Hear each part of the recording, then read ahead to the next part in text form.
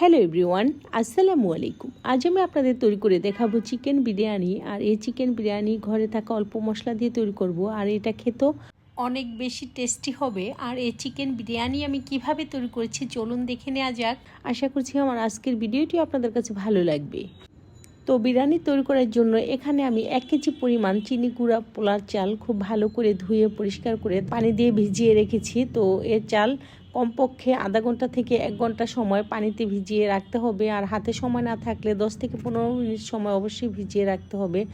আর chicken biryani তৈরি করার জন্য আমাদের লাগবে চিকেন। তো আমি এখানে 2টি বড় সাইজের চিকেন নিয়েছি, আর প্রতিটি চিকেনকে আমি 8 টুকরো করে কেটে নিয়েছি। আর নিয়েছি 2টি বড় সাইজের আলু সিদ্ধ করে নিয়েছি। তো আলু কেন সিদ্ধ করে নিয়েছি তারপরে বলবো। আর এই চিকেন বিরিয়ানিতে দেওয়ার জন্য আমি আরও কিছু আস্ত গরম মশলা নিয়েছি 3 টুকরো দারুচিনি, 7টি এলাচি, 7টি তেজপাতা, আধা চা চামচ পরিমাণ কালো গোলমরিচ, 1 চা চামচ পরিমাণ লবঙ্গ। এখন কালো গোলমরিচ আর লবঙ্গ একসাথে গুঁড়া করে নিব। আর যেহেতু এটা অল্প পরিমাণ মশলা, তাই এটা ব্লেন্ডার দিয়ে গুঁড়া করা যাবে না, এটা পাটায় পিষে নিতে হবে। তো আমার এই মশলা পাটায় পিষে নেওয়া হয়ে গিয়েছে। বিরিয়ানিতে দেওয়ার জন্য আমাদের আরও লাগবে পেঁয়াজ বেরেস্তা। তো আমি 2 কাপ পরিমাণ পেঁয়াজ কুচি বেরেস্তা করে নিয়েছি। আর এখান থেকে অর্ধেক পরিমাণ পেঁয়াজ বেরেস্তা আমি বিরিয়ানির মধ্যে ব্যবহার করব।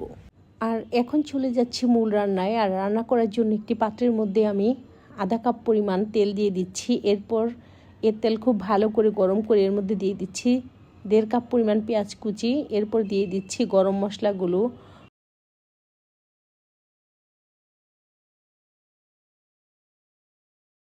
এরপর এর মধ্যে আরও মশলা অ্যাড করে দিচ্ছি। তো প্রথমে দিয়ে দিচ্ছি 2 চা চামচ পরিমাণ আদা বাটা। এরপর দিয়ে দিচ্ছি 2 চা চামচ পরিমাণ রসুন বাটা। এখন আদা রসুন তেলের মধ্যে অল্প কিছুক্ষণ ভেজে নেব।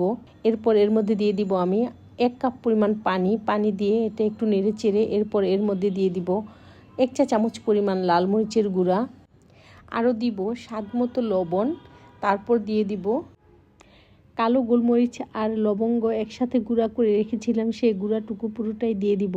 এরপর এ মশলা খুব ভালো করে কষিয়ে নিব। আর এটা কষানোর সময় চুলার আঁচ মিডিয়াম টু লো আঁচে করে রাখবো। তো মশলা কষানো হলে এরপর এর মধ্যে দিয়ে দিব চিকেন দিয়ে একটি হাতল দিয়ে খুব ভালো করে নেড়ে চেড়ে দিব। এই মাংস রান্না করার সময় প্রথমেই আমি আধা কাপ পরিমাণ তেল দিয়েছি। আর অফ ক্যামেরাতে আমি আধা কাপ পরিমাণ তেল দিয়েছি। যে তেল দিয়ে পেঁয়াজ বেরেস্তা করেছিলাম সেখান থেকে আমি আধা কাপ পরিমাণ তেল এই মাংসের মধ্যে দিয়েছি। এখন এই মাংস খুব ভালো করে নেড়েচেড়ে কষিয়ে নিব। আর এর মধ্যে আমি 1 কাপ পরিমাণ পানি দিয়ে দিব। আর পানি দেওয়ার কারণ হচ্ছে মাংসগুলো যখন আমি ধুয়েছিলাম, ধোয়ার পরে মাংসগুলো আমি একটি ছিদ্রযুক্ত চালনিতে রেখে দিয়েছিলাম। আর ছিদ্রযুক্ত চালনিতে রেখে দেওয়ার ফলে এ মাংস থেকে পানি পুরোপুরি ঝরে গিয়েছে। আর আপনারা যদি মাংস ধুয়ে সরাসরি মশলার মধ্যে দিয়ে দেন তাহলে এর মধ্যে আর কোনো পানি দিতে হবে না। আর এভাবে কিছুক্ষণ নেড়েচেড়ে দেওয়ার পর তারপরে মাংস একটি ঢাকনা দিয়ে ঢেকে দিব। আর মাংস ঢেকে দেওয়ার ফলেও মাংস থেকে কিছুটা পানি বের হবে। আর মাংস থেকে যে পানি বের হবে সে পানি দিয়ে এই মাংস খুব ভালো করে কষিয়ে নিব। তো অফ ক্যামেরা তো আমি এই মাংস কিছুক্ষণ পর পর ঢাকনা তুলে নেড়েচেড়ে দিয়েছি। আর এটা অবশ্যই নেড়েচেড়ে দিতে হবে, নেড়েচেড়ে না দিলে এই মাংস পাতিলের তলানিতে লেগে যাবে। আর 10 থেকে 15 মিনিট সময় নিয়ে এই মাংস এভাবে কষিয়ে নিব। তো মাংস কষানো হয়ে গিয়েছে। এখন এই মাংসর মধ্যে দিয়ে দিব আমি পরিমাণ মতো পানি। তো আমরা যে রেগুলার গ্লাস দিয়ে পানি খাই সেই গ্লাস দিয়ে আমি 2 গ্লাস পানি এই মাংসের মধ্যে দিয়ে দিচ্ছি। এখন একটি হাতল দিয়ে এই মাংস খুব ভালো করে নেড়েচেড়ে দিব। তারপর একটি ঢাকনা দিয়ে ঢেকে দিব। আর চুলার আঁচ মিডিয়াম হিটে রেখে এই মাংস রান্না করে নিব। এরপর ফিরে আসব মাংস থেকে পানি অর্ধেকটা শুকিয়ে যাওয়ার পর। তো আমার মাংস থেকে পানি প্রায় অর্ধেকটা শুকিয়ে গিয়েছে। এখন আর ঢাকনা দিয়ে ঢেকে দিব না, এভাবে কিছুক্ষণ রান্না করে নিব। আর কিছুক্ষণ পরপর নেড়ে চেড়ে দিব। এখন এই মাংসের মধ্যে আমি কিছু মশলা দিয়ে দিচ্ছি। প্রথমে দিয়ে দিচ্ছি 2 চা চামচ পরিমাণ গরম মশলার গুঁড়া। এরপর দিয়ে দিচ্ছি 2 চা চামচ পরিমাণ ভাজা জিরার গুঁড়া। আরও দিয়ে দিচ্ছি পরিমাণ মতো কাঁচামরিচ আমি এই মাংসের মধ্যে ঝালের জন্য দিচ্ছি না, শুধুমাত্র ফ্লেভারের জন্য দিচ্ছি। কারণ এর মধ্যে আমি ঝালের জন্য আগেই লাল মরিচের গুঁড়া আর কালো গোলমরিচের গুঁড়া দিয়েছি। এখন এর মধ্যে দিয়ে দিচ্ছি আমি 1 কাপ পরিমাণ পেঁয়াজ বেরেস্তা, এরপর দিয়ে দিচ্ছি 2 চা চামচ পরিমাণ চিনি, আরও দিয়ে দিচ্ছি 2 চা চামচ পরিমাণ কেওড়া জল। আর যারা কেওড়া জলের ফ্লেভার পছন্দ করেন না তারা ইচ্ছে করলে কেওড়া জল নাও দিতে পারেন, তবে বিরিয়ানির মধ্যে কেওড়া জল কিংবা রোজ ওয়াটার দিলে বিরিয়ানি থেকে সুন্দর একটা ফ্লেভার পাওয়া যায়। অর্থাৎ বাহিরের দোকানগুলো থেকে বিরিয়ানি কিনে আনলে যেমন ফ্লেভার পাওয়া যায় সেরকম ফ্লেভার পাওয়া যায়। তো এখন আমি একটি হাতল দিয়ে সব কিছু খুব ভালো করে একসাথে মিশিয়ে নিচ্ছি। আর এটা মিশিয়ে নেওয়ার পর এরপর এর মধ্যে দিয়ে দিচ্ছি আমি সিদ্ধ করা আলু দিয়েও এটা আমি মিশিয়ে নিচ্ছি। আর মাংসের মধ্যে আলু দিয়ে এই মাংস বেশিক্ষণ রান্না করব না, আলু মাংসের ঝোলের সাথে মিশিয়ে 1 থেকে 2 মিনিট সময় জাল করে এটা চুলা থেকে নামিয়ে নিব।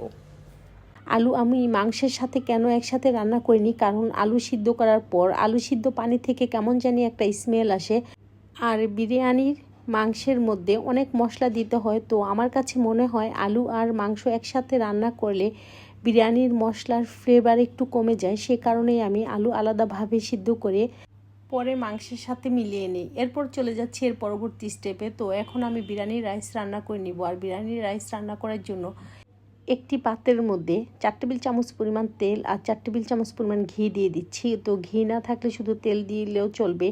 এরপর এর মধ্যে দিয়ে দিচ্ছি একটি পেঁয়াজ কুচি, পেঁয়াজ হালকা ব্রাউন করে এর মধ্যে দিয়ে দিচ্ছি আমি 6.5 কাপ পরিমাণ পানি। এরপর দিয়ে দিচ্ছি পরিমাণ মতো লবণ দিয়ে পানি একটি ঢাকনা দিয়ে ঢেকে দিব। আর চুলার আঁচ হাই হিটে করে এই পানির মধ্যে বলক তুলে নিব। আর পানির মধ্যে যখন বলক চলে আসবে তখনই এর মধ্যে দিয়ে দিব আমি ভিজিয়ে রাখা পোলার চাল দিয়ে একটি হাতল দিয়ে নেড়ে চেড়ে দিব। তারপর আবার একটি ঢাকনা দিয়ে ঢেকে দিব। আর এই বিরিয়ানির চালের মধ্যে যখন বলক চলে আসবে তখন চুলার আঁচ মিডিয়াম হিটে করে দিয়ে দিব। তো আমি অনেক ইউটিউব চ্যানেলেই দেখেছি বিরিয়ানির রাইস বেশি পরিমাণ পানি দিয়ে ভাতের মতো করে রান্না করে পানি ঝরিয়ে নেন। তো আমার কাছে মনে হয় সেভাবে না করে এভাবে করলেই বিরিয়ানি খেতে বেশি ভালো লাগে। আর এই রাইসের মধ্যে যে পুষ্টিগুণ থাকবে সেটাও আমাদের স্বাস্থ্যের জন্য খুবই উপকারী হবে। আর ভাত রান্না করে মার ফেলে দিলে সে ভাতের পুষ্টিগুণ সবই চলে যায়। তো কথা বলতে বলতে এদিকে রাইসের মধ্যে বলক চলে এসেছে। এখন চুলার আঁচ আমি একটু কমিয়ে দিব আর একটি হাতল দিয়ে এই রাইস একটু নেড়ে চেড়ে দিব। তারপর আবার ঢাকনা দিয়ে ঢেকে দিব। তো এভাবে কিছুক্ষণ পর পর একটু ঢেকে দিব, আবার ঢাকনা তুলে নেড়ে চেড়ে দিব। তবে বিরিয়ানি বা পোলাওয়ের রাইস বেশি নাড়তে হয় না, অল্প নেড়ে এটা রান্না করতে হয় আর আলতো হাতে নাড়তে হয়। তো এখন আমি চুলার আঁচ একেবারে কমিয়ে দিব। আর পাতিলের তলানিতে যাতে এ রাইস লেগে না যায় সেজন্য আমি এখন এই পাতিলটি চুলা থেকে নামিয়ে এই পাতিলের নিচে একটি ভারী লোহার তাওয়া দিয়ে তারপর সে তাওয়ার উপর রাইসের পাতিলটি রেখে দিব। আর এভাবে রেখে দেওয়ার ফলে রাইসের মধ্যে কোনো পোড়া লাগবে না, অর্থাৎ রাইসগুলো পাতিলের তলানিতে লেগে যাবে না আর রাইসও খুব ভালো করে সিদ্ধ হয়ে যাবে। আর এখন চুলার আঁচ একটু বাড়িয়ে দিলেও কোনো সমস্যা নেই। তো আমি বাসায় শর্টকাট যেভাবে বিরিয়ানি তৈরি করি আর আমার সেই রেসিপিটি আমি আজ আপনাদের সাথে শেয়ার করলাম। এখন এই রাইসের মধ্যে ফ্লেভারের জন্য আমি 1 টেবিল চামচ পরিমাণ কেওড়া জল অ্যাড করে দিচ্ছি। তারপর একটি হাতল দিয়ে আলতো হাতে নেড়ে দিচ্ছি। আর বিরিয়ানির রাইস আমি 100% সিদ্ধ করে চুলা থেকে নামিয়ে নিব। তো আমি যে পাতিল দিয়ে বিরিয়ানির রাইস রান্না করেছি, তো আমার কাছে মনে হচ্ছে সে পাতিলের মধ্যে বিরিয়ানির রাইস আর মাংস একসাথে মিশিয়ে নিতে সমস্যা হবে, সে কারণে আমি বিরিয়ানির রাইস বড় একটি পাতিলের মধ্যে নিয়ে তারপর মাংস ঢেলে একটি হাতল দিয়ে রাইস আর মাংস একসাথে মিশিয়ে নিচ্ছি। আর এই পাতিলটিও আমি লোহার তাওয়ার উপরে রেখে দিয়েছি আর চুলার আঁচ মিডিয়াম টু লো আঁচে করে দিয়ে বিরিয়ানির পাতিলটি একটি ঢাকনা দিয়ে ঢেকে 5 মিনিটের জন্য দমে রেখে দিচ্ছি। My yummy chicken biryani is ready to serve. So my lovely viewers, please support me and subscribe to my channel, and thanks for watching.